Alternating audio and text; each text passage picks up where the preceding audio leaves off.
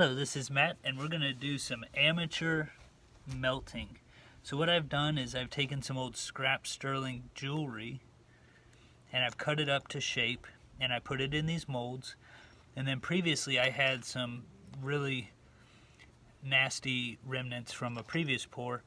This was the best I could do, so today I feel like I can do better. That's my goal today, and you are going to witness the whole thing.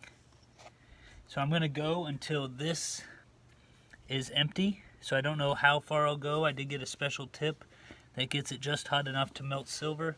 So again, we'll melt these. This is the primary goal. Secondary, I'll try to make this into something better. Here we go.